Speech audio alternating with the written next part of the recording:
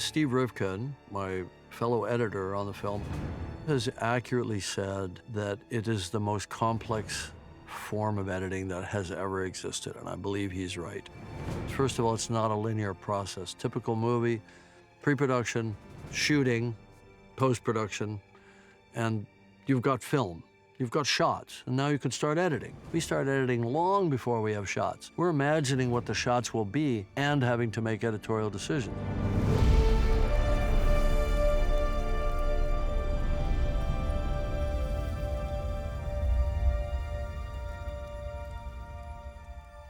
Shooting, the first time, is capture. We don't get shots, we get scenes, we get acting. And it's been recorded by a system that records every nuance of the actor's performance. But it's not in an environment, it's not a shot, it's performance. We get dailies of performance capture, and it usually consists of a matrix of many cameras, anywhere from 2 to 16. We analyze the performances after careful daily reviews with Jim, and we build performance edits. But this is where it all starts. Something like this. That's not my fault!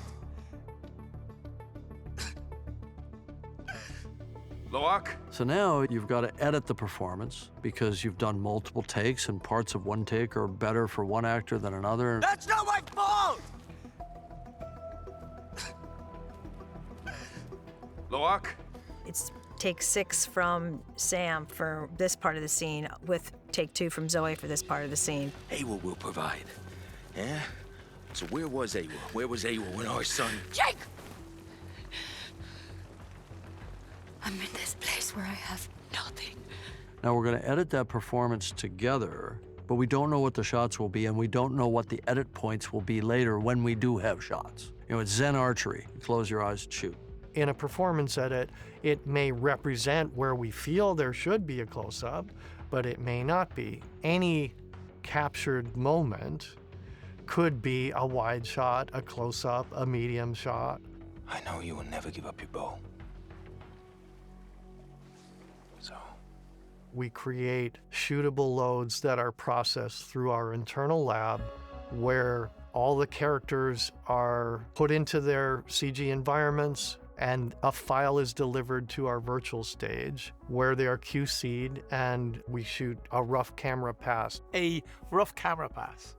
Jim calls it a Ritchie camera pass. Basically what we're doing is we're assembling the scene. Where would the close-ups be? What would the language of the intro be? The character of the camera is an incredible participant in the storytelling process. I started to do second unit with Jim, and what I did was mimic Jim's style.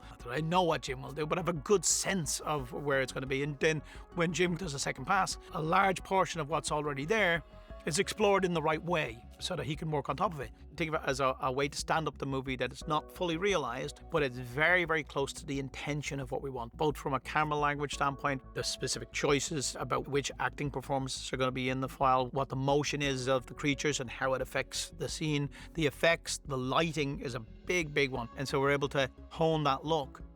The template is a phase where we are actually working with the shots that we can put a scene together with. Our arrangement was for the pink-skinned boy only. We won't be any trouble. Now I'm back out here on this stage. The stage is empty. No sets, no actors, no nothing. Just me and the virtual camera and that world with those performances in it. Now I decide, okay, I want a 2-shot. I'm gonna be on a steady cam. I'm gonna arc around a little bit. I'll close in, and then I'll cut to a reverse close-up. Maybe. I don't know where I'm gonna cut. I'm still just making shots, just like you would on a live action shoot. So I make all my virtual coverage of the scene, close-ups, 2 shots, over the shoulders, hundreds of different types of shots. Now I got a ton of shots. Now I gotta edit it all again. That's not my fault! Loak? Then it's complicated by the fact that many times we have to replace live elements into the virtual camera settings. And 3, 2, 1, action. And this is done through a tedious process of matching every camera move of the virtual scene that's been cut and locked, and then replacing the live elements within those shots. But what Jim sees in the camera is something called simulcam. So he actually plays back the virtual version of that particular shot with the live element. So he can see this in the camera when he's shooting, and it looks something like this in Daly's form. Come on. Cast off below! You see them waving at the crowd below, but there's no crowd below, so that's a separate take. They're all responding to an imaginary wind trader that they're looking at. Look!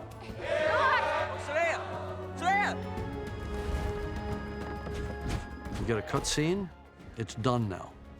Every move, perfectly accurate, cut to the frame, but it's not finished because they've got to take all of the template images and turn them into finished renders. Ready about! It's a representation of what the final shot will look like, but it evolves. Wardrobes can change, props can change, backgrounds can change, lighting, until Jim is happy with every aspect of each shot before it's handed over to Weta, where ultimately the detail and the nuances of every actor's performance and the eyes and the movement, everything comes through in the final render.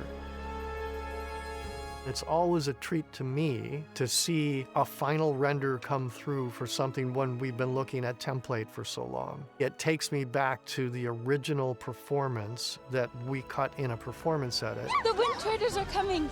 Come on! And the reason we took a crooked smile or a glint in an eye or something like that that never shows in the template now reappears in the final render, and it's always so exciting and gratifying to see that. It's like opening a Christmas present. To see the characters alive, to see them dramatically in the moment, it's just tremendously rewarding because of what you've gone through. Lighten ship, come up easy! It's kind of a sacred moment. And then you just have to do it 3,500 times because that's how many shots there are.